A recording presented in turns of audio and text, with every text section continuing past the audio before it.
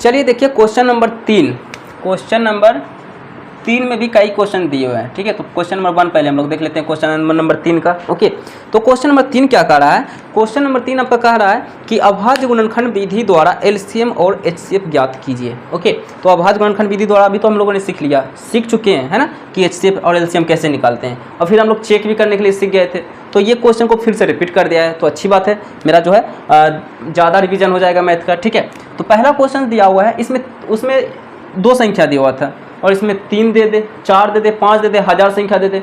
आपको बस वही जो है शर्त आपको अप्लाई करना है कि एचसीएफ निकालेंगे तो जितना भी संख्याएं देखेंगे कि उस जिस संख्या का जो गुणनखंड आया तीनों में अगर जो कॉमन आ रहा है तो जितने भी संख्या कॉमन आएगा उसको गुना करके वही एचसीएफ हो जाएगा। ओके, अब फिर एलसीएम में क्या होता है आप जानते हो, ठीक है। अभी आप देखो पहला क्या दिया हुआ है, 12, 15 और 21, 12, 15 और तीसरा कौन सा संख्या दिया हुआ है, 21। ओके, इसका अभाज्य गुणनखंड विधि से एलसीएम और एचसीएफ ज्ञात करना है, ठीक है। अब देखिए हम क्या करेंगे, 12 का पहले हम गुणनखंड कर लेते हैं, फैक्टर निकाल लेते हैं, यानी कि एलसीएम निकाल लेते हैं। 2 छक्के 12, 2 तिया 6, और लगाना चाहते हो लगा दो, 3 इकाई 3, ठीक है। चलिए फिर बचा क्या, 15, 3 पचे 15, 5 इकाई 5, ओके, बचा क्या 21, तो 21 को भी देख लो, 3 सत्ती 21, 7 इकाई 7 हो गया। अब सब नंबर्स का क्या करो, यहाँ पे गुणनखंड यानी फैक्टर लिख लो क्या क्या आया है। तो 12 का आया है 2 गुना 2 गुना 3, तो 2 गुना 2 गुना 3, 1 लिखना चाहते हो तो लिख लो, कोई बात नहीं। 15, 3 गुना 5 गुना 1 मैंने कहा, आपकी मर्जी लिखना चाहते हो तो लिखो, नहीं तो कोई बात नहीं, ठीक है। चलो अब यहाँ पे देखिए क्या है, 21 का क्या क्या फैक्टर आया है, 3 गुना 7 गुना 1, ठीक है। अब यहाँ पे पहले हम एचसीएफ निकाल लेते हैं, आप चाहो तो एलसीएम भी पहले निकाल सकते हो, आपकी मर्जी, ऐसा नहीं है कि आप एचसीएफ ही पहले आप निकाल रहे हैं, मतलब ये रूल है क्या मैथ का, ऐसा नहीं है, आपकी मर्जी, आप जैसे आप बनाना चाहते हो बनाओ, ठीक है। तो पहले हम एचसीएफ निकाल लेते हैं। तो एचसीएफ कैसे निकालते हैं, जितने भी नंबर्स का फैक्टर आया है उस नंबर्स में हम चेक करेंगे कि ऐसा कौन सा नंबर है जो कि तीनों संख्या में कॉमन है ना। तो यहाँ पर हम देख रहे हैं कि 2 इसमें है लेकिन इसमें भी नहीं है, इसमें भी नहीं, छोड़ दो, 2 इसमें है, 2 को तुम चेक कर चुके हैं, 3 इसमें भी है, इसमें भी है, इसमें भी है, यानी 3 क्या हो गया मेरा, कॉमन आ गया। इसको हम इस तरह घेर लेते हैं। ओके, एग्जाम में भी आप घेर लोगे तो गलत अच्छा रहेगा, हाईलाइटेड हो जाता है कि आपने बिल्कुल ही सटीक आपने बनाया है, ठीक है। उसको एग्जामिनर चेक जो कॉपी करता है उसको ज़्यादा मतलब देखना नहीं पड़ेगा, आपके कॉपी को ज़्यादा ध्यान से देखना नहीं पड़ेगा। अब देखिए 5 इसमें है, इसमें नहीं है, इसमें नहीं, छोड़ दो। 7 इसमें है, इसमें नहीं है, इसमें नहीं, छोड़ दो। 1 है, 1 तो खैर हमेशा ही रहेगा तीनों में, इसमें तो कोई शक नहीं है, 1 तो आएगा ही आएगा, ठीक है। तो 1 लिखो या ना लिखो कोई फ़र्क नहीं पड़ता है। 3 आया, 3 हो गया, गुना 1, 3 आ गया इसका एचसीएफ। इसीलिए मैंने कहा 1 को लिखो या ना लिखो, क्योंकि 1 से किसी भी संख्या गुना करोगे संख्या वही का वही रहेगा, ठीक है। तो 3 इसका एचसीएफ आ गया जी, ठीक है, इसमें कोई बड़ी बात नहीं है, ठीक है। एचसीएफ कितना आ गया, 3 आ गया। अब इसका हम लोग एलसीएम निकाल लेते हैं। क्या निकालते हैं बाबू, एलसीएम। तो एलसीएम जो संख्या कॉमन आया है वो लिख लो, 3 कॉमन आया है, 3 मैंने लिख लिया। उसके बाद बिना कॉमन वाले नंबर से वो सभी को लिख लो, 2 गुना 2, ये सब कॉमन नहीं आया था तो 2 गुना 2, 1 को बाद लास्ट में लिखना, नहीं भी लिखोगे तो चलेगा। फिर बचा क्या, इधर तो 3 तो लिख चुके हो आप, फिर बचा क्या 5, जो बिना कॉमन वाला है वो हम लिख रहे हैं, कॉमन वाला तो पहले हम लोग लिख चुके हैं 3, है ना।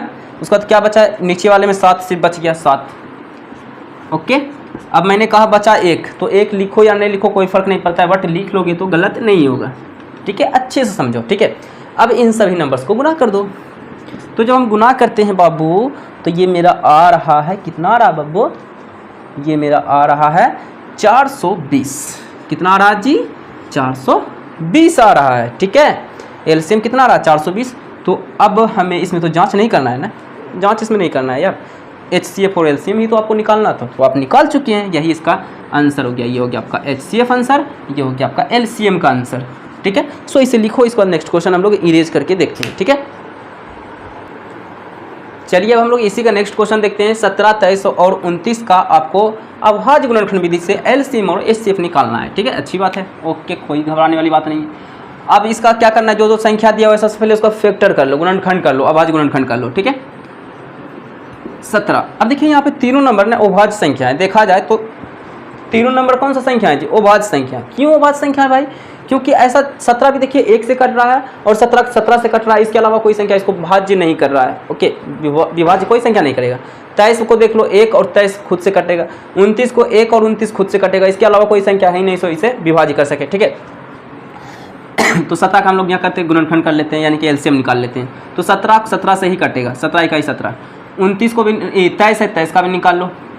23 सिर्फ 23 से ही कटेगा, 23 इकाई 23। ओके, फिर बचा क्या? 29। 29 भी अभाज्य संख्या है, तो 29 भी सिर्फ 29 से ही कटेगा, तो 29 इकाई 29। अब क्या क्या गुणनखंड आया जी? 17 का गुणनखंड आया 17 गुना 1। 23 का गुणनखंड आया है 23 गुना 1। फिर 29 का गुणनखंड आया है 29 गुना 1।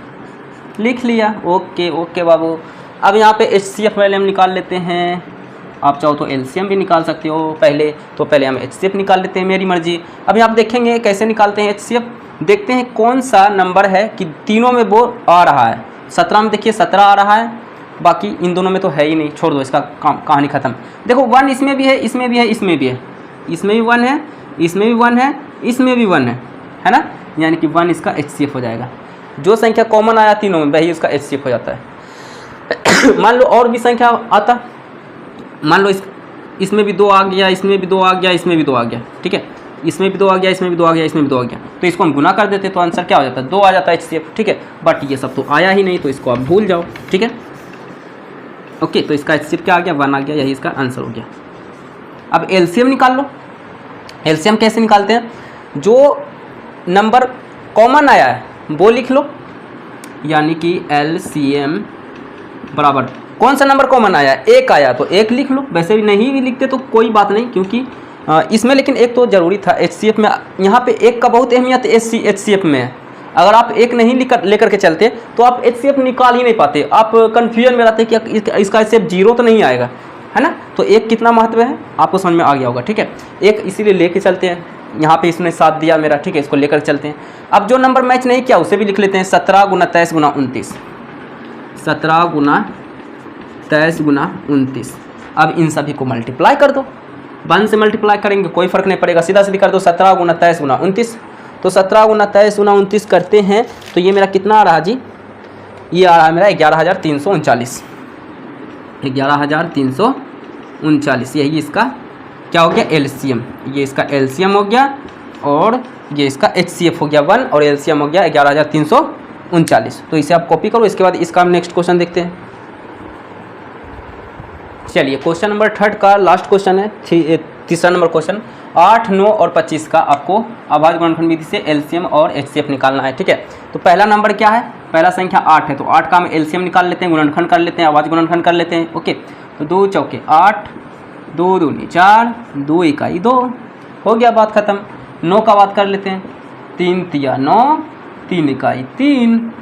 25 का बात कर लेते हैं, तो 25 का LCM निकाल लेते हैं, 5 इकाई 5, सॉरी 5 25, 5 इकाई 5। ओके, तो अब 8 का क्या क्या आया जी? 8 का क्या क्या गुणनखंड आया? 2 गुना 2 गुना 2 गुना 1। फिर 9 का क्या क्या गुणनखंड आया? 3 गुना 3 गुना 1। फिर 25 का क्या क्या क्या आया गुणनखंड? 5 गुना 5 गुना 1। अब इसमें देखिए कोई नंबर है ही नहीं जो कि तीनों में कॉमन है सिवाय 1 के, तो 1 इसमें भी है, इसमें भी है, इसमें भी है। इसके अलावा कोई और नंबर है ही नहीं जो कि तीनों में है। ठीक है, तो इसीलिए इसका HCF जो है 1 आ गया। ठीक है, अब हम लोग LCM निकाल लेते हैं। LCM में जो आपका कॉमन आया है, HCF में जो कॉमन आया वो नंबर लिख लो। तो कॉमन तो सिर्फ 1 आया था तो 1 लिख लेते हैं। ओके, बट 1 नहीं भी लिखते तो काम चलता। ओके, अब क्या करो, जो नहीं आया कॉमन उन सभी नंबर्स को इनटू ग्रुप में लिख लो, मल्टीप्लाई के रूप में। 2 गुना 2 गुना 2, ठीक, बचा क्या? फिर 3 गुना 3, 3 गुना 3। फिर क्या बचा? 5 गुना 5, तो 5 गुना 5। ओके, अब इन सभी नंबर्स को गुना करो, यही इसका LCM हो जाएगा। इसको गुना करो, गुना करने पर ये आ रहा है आपका 1800, यही इसका हो गया LCM और इसका ये हो गया HCF आंसर। ठीक है, चलिए क्वेश्चन नंबर 3 में कंप्लीट हो गया। अब चलते हैं हम लोग क्वेश्चन नंबर 4 की तरफ। इसे आप लिखिए।